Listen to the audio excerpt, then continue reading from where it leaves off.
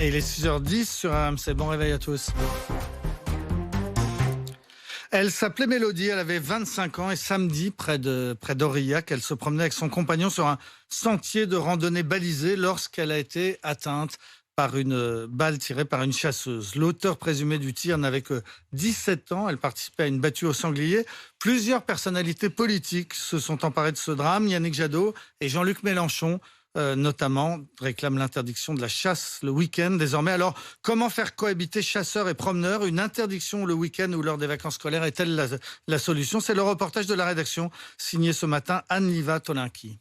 Pour la balade en famille du dimanche, Marine et Féroya préfèrent rester à l'écart des sentiers en pleine forêt et le plus loin possible des bruits de fusil. C'est pas du tout rassurant. Même si on est sur un chemin balisé, une balle peut toucher un enfant. On craint que qu'il arrive un accident. Je pense qu'il faudrait adapter des horaires pour les chasseurs. Peut-être des créneaux. Dire là c'est réservé aux chasseurs, là c'est pour les familles, les randonneurs. Plus que des créneaux horaires, Angélique voudrait même des jours sans chasse. Elle habite à côté d'une forêt prisée par les chasseurs et elle préférerait ne pas les y voir en fin de semaine. Ou en tout cas, essayer de faire en sorte qu'il y ait peut-être un week-end par mois à la limite de chasse autorisée et puis que les 3 autres week-ends on soit plus tranquille. Hors de question pour Thomas, fusil à l'épaule.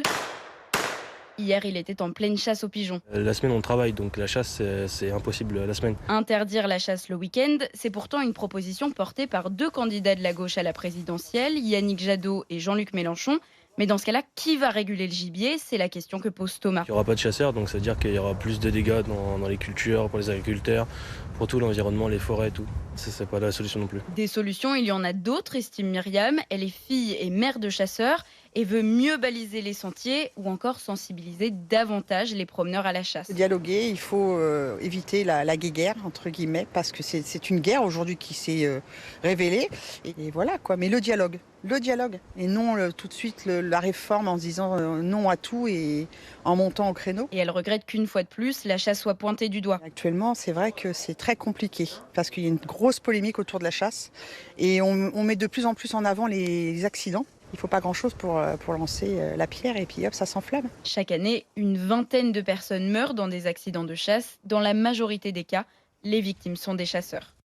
Voilà, une vingtaine de morts par an tout de même à cause de la chasse, mais un chiffre qui est en diminution. On était une trentaine de morts il y a une vingtaine d'années, 7 seulement l'année dernière, mais c'est vrai que c'était aussi une année de confinement. On reparlera de tout ça tout à l'heure à 7h40. On sera avec le député écologiste du Maine-et-Loire, Mathieu Orphelin, qui dénonce l'accident de trop et qui demande des mesures. Mais pour l'instant...